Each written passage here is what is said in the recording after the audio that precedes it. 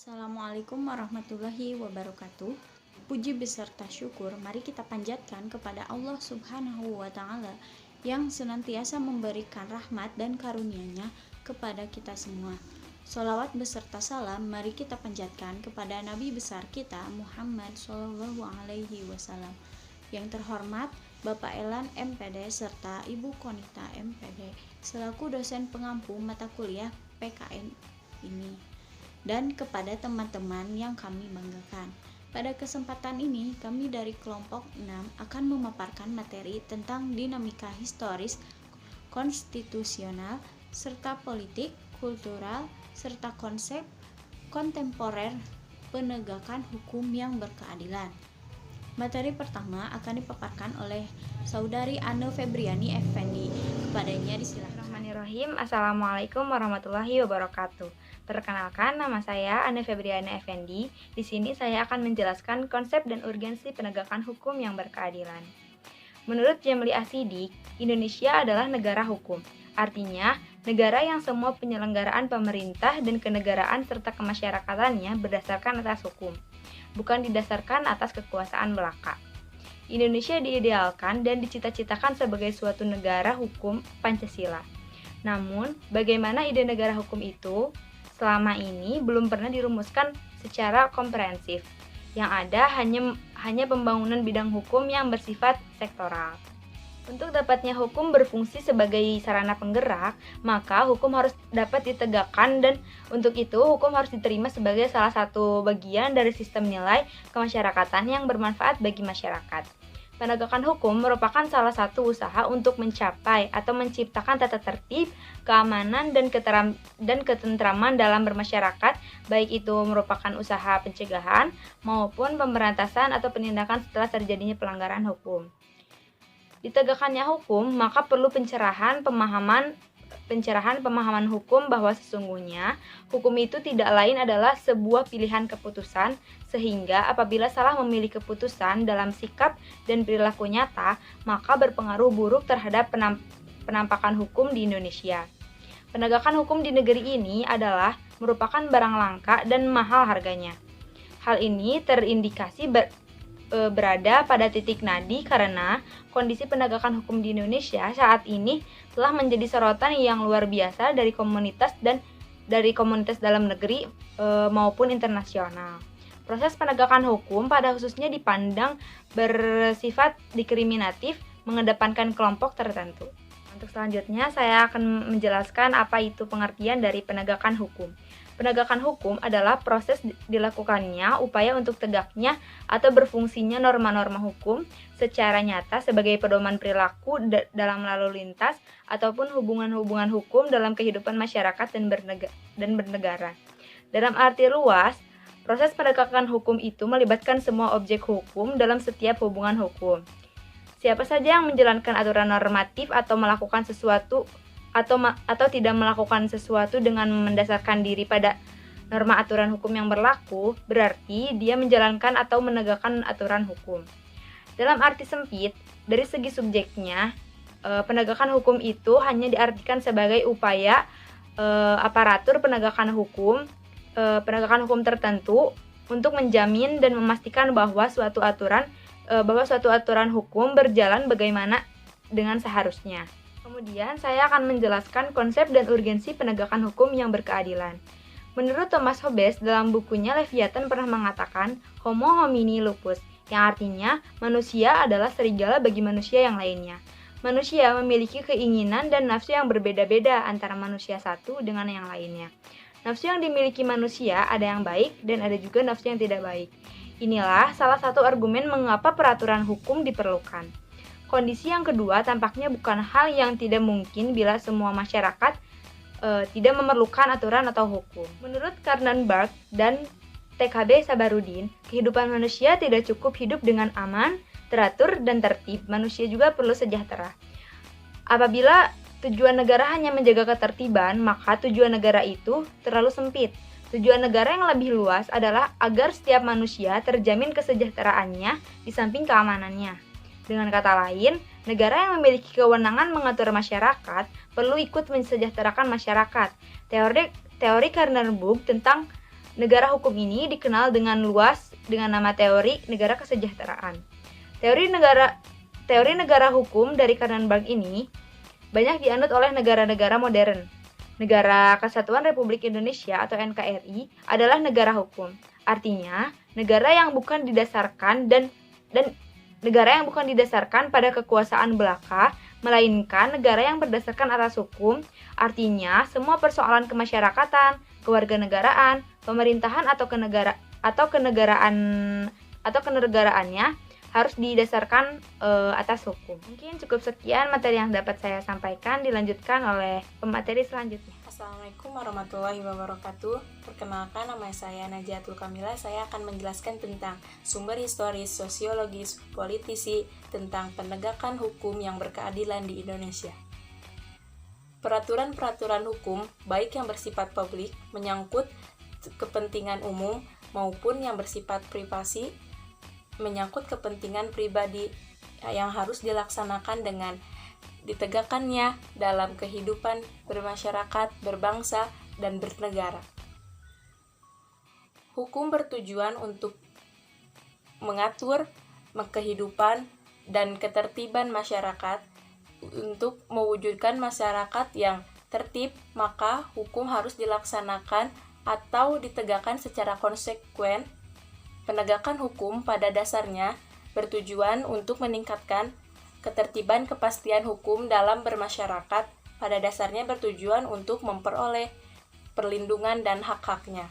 Gustav Friedrich, seorang ahli filsafat asal Jerman, di dalam Sudikno Mertokusumo tahun 1986 dan halaman 130 menyatakan bahwa untuk menegakkan hukum ada 3 unsur yang harus diperhatikan, yaitu yang pertama unsur keadilan, yang kedua unsur kemanfaatan, dan yang ketiga yaitu unsur kepastian.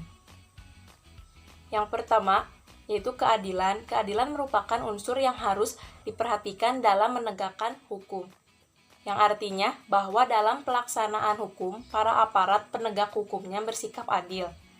Pelaksanaan hukum yang tidak adil akan mengakibatkan kerusuhan masyarakat, sehingga wibawa hukum dan aparatnya akan luntur di masyarakat. Yang kedua, kemanfaatan selain unsur keadilan.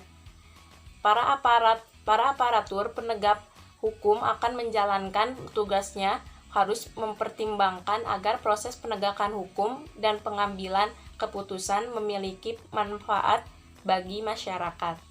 Yang ketiga, kepastian hukum. Unsur ketiga dari penegakan hukum adalah kepastian hukum, artinya penegak hukum pada hakikatnya adalah perlindungan hukum terhadap tindakan sewenang-wenangan.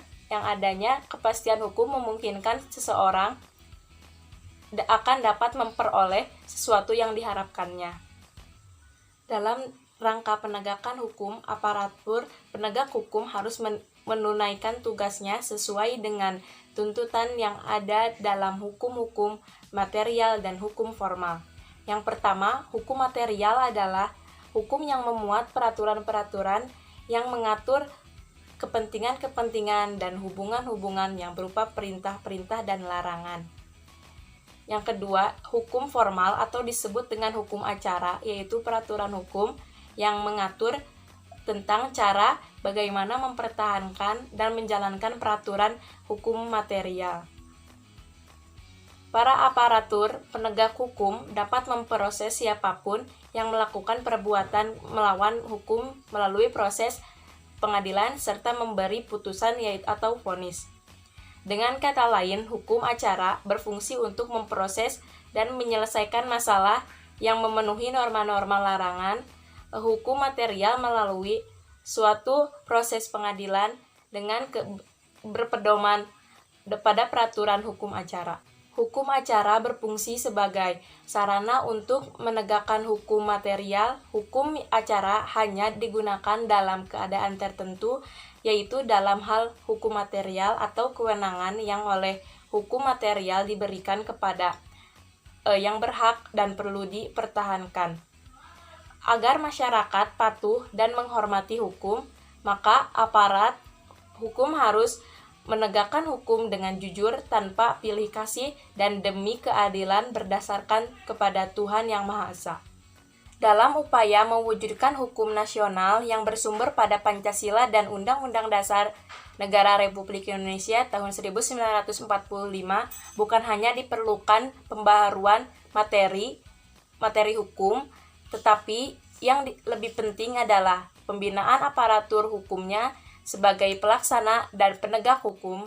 Di negara Indonesia, pemerintahan bukan hanya harus tunduk menjalankan hukum, tetapi juga harus aktif memberikan penyuluhan hukum kepada segenap masyarakat agar masyarakat semakin sadar hukum. Dengan cara demikian akan terbentuk perilaku warga negara yang menjunjung tinggi hukum serta taat pada hukumnya. Baik, saya akan memaparkan materi selanjutnya, yaitu lembaga peradilan dan lembaga penegak hukum. Lembaga peradilan berdasarkan ketentuan Undang-Undang Dasar 1945 Pasal 24 yang selanjutnya diatur di Undang-Undang Republik Indonesia Nomor 48 Tahun 2009 Pasal 18 tentang kekuasaan kehakiman menurut undang-undang tersebut. Kekuasaan kehakiman di Indonesia ada pada dua badan, yaitu Mahkamah Agung dan badan peradilan yang berada di bawahnya dalam lingkungan peradilan umum, lingkungan peradilan agama, lingkungan peradilan militer, lingkungan peradilan tata usaha negara. Yang kedua, Mahkamah Konstitusi. Penegakan hukum melalui badan peradilan menempati kedudukan yang sangat strategis dalam etika hakim dalam penyelenggaraan peradilan 2007, karya Abdul Manan. Lembaga peradilan bertindak untuk menyelesaikan segala sengketa yang terjadi dalam kehidupan masyarakat serta menghukum orang-orang yang melanggar hukum sesuai dengan hukum yang telah ditentukan. Lembaga peradilan adalah sarana bagi masyarakat untuk mendapatkan keadilan dan perlakuan yang semestinya di depan hukum.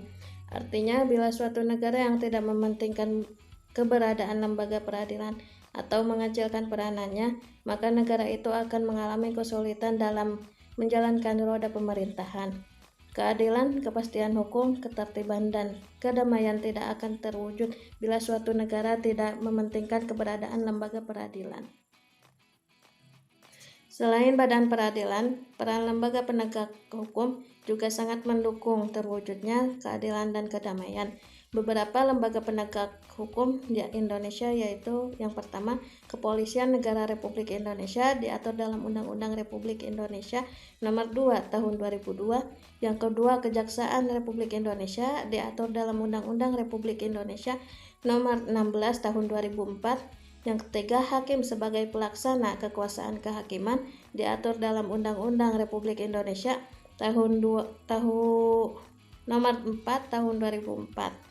Keempat, advokat dalam penegakan hukum diatur dalam Undang-Undang Republik Indonesia Nomor 18 Tahun 2003. Yang kelima, Komisi Pemberantasan Korupsi atau KPK diatur dalam Undang-Undang Republik Indonesia Nomor 30 Tahun 2002. Sekian yang bisa saya paparkan materi.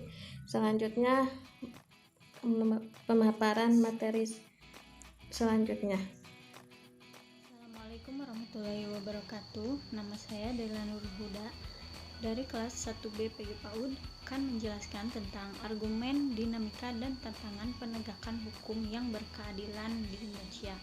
Dinamika pelaksanaan penegakan hukum di Indonesia yaitu dengan pelaksanaan the rule of law atau prinsip hukum yang menyatakan bahwa hukum harus memerintah sebuah negara dan bukan keputusan pejabat-pejabat secara individual.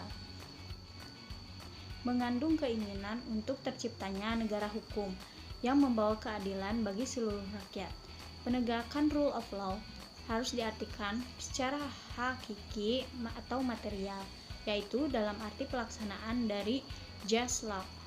Prinsip-prinsip rule of law secara hakiki atau material sangat erat kaitannya dengan the enforcement of the rules of law dalam penyelenggaraan pemerintahan, terutama dalam hal penegakan hukum dan implementasi prinsip-prinsip rule of law.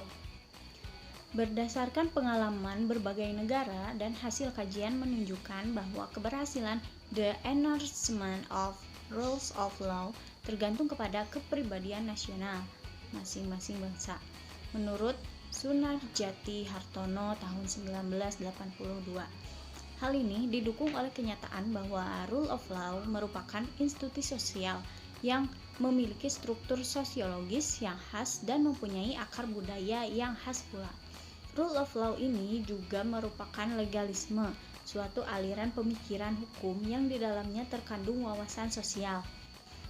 Gagasan tentang hubungan antar manusia, masyarakat, dan negara yang dengan demikian memuat nilai-nilai tertentu yang memiliki struktur sosiologisnya sendiri. Legalisme tersebut mengandung gagasan bahwa keadilan dapat dilayani melalui pembuatan sistem peraturan dan prosedur yang sengaja bersifat objektif, tidak memihak, tidak personal, dan otonom. Secara kuantitatif, peraturan perundang-undangan yang terkait dengan rule of law telah banyak dihasilkan di negara kita, namun implementasi atau penegakannya belum mencapai hasil yang optimal. Sehingga rasa keadilan sebagai perwujudan pelaksanaan rule of law belum dirasakan sebagian besar masyarakat. Penegakan hukum pada dasarnya bertujuan untuk meningkatkan ketertiban dan kepastian hukum dalam masyarakat, sehingga masyarakat merasa memperoleh perlindungan akan hak-hak dan kewajibannya. Ketiadaan penegakan hukum, terlebih tidaknya aturan hukum, akan mengakibatkan kehidupan masyarakat kacau.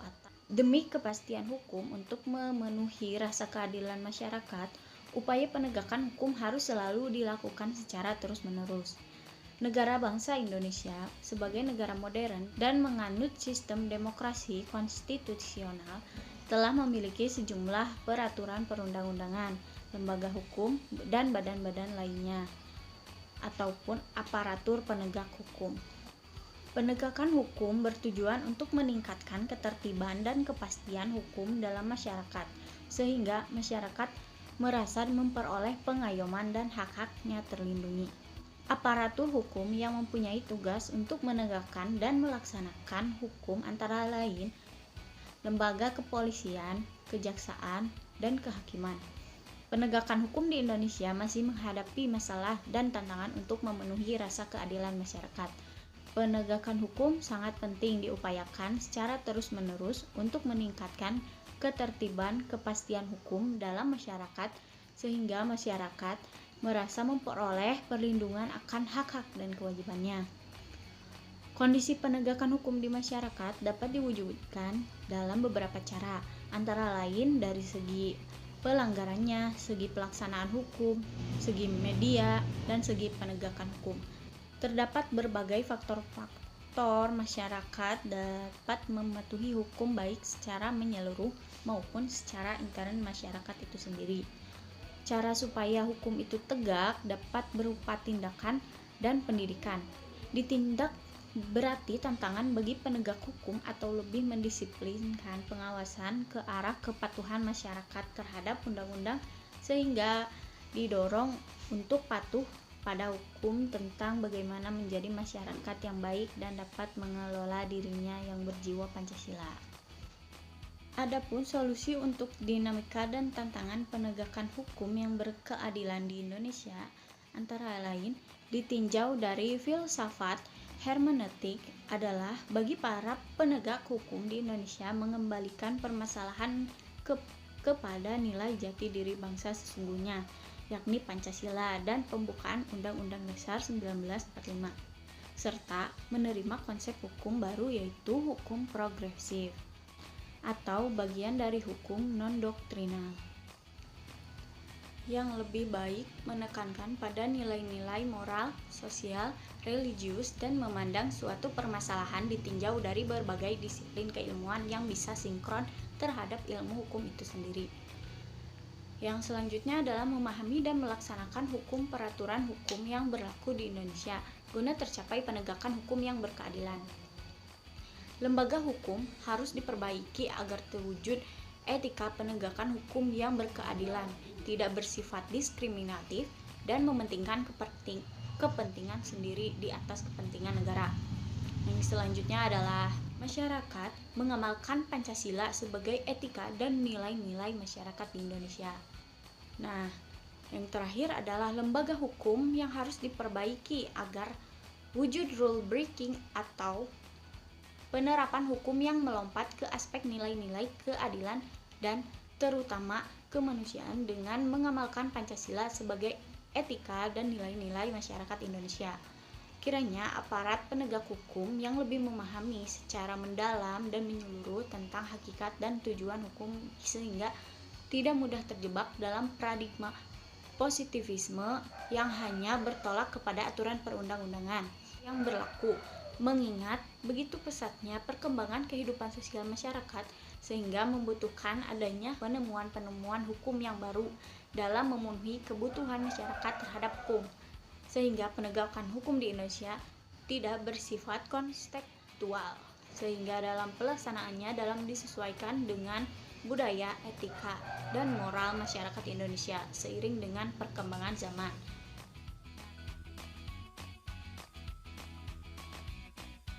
Alhamdulillah pemaparan materi telah selesai. Semoga dapat teman-teman pahami. Mohon maaf apabila ada kesalahan dalam penyampaian materi ataupun dari materi yang disampaikan. Terima kasih atas perhatiannya. Wassalamualaikum warahmatullahi wabarakatuh.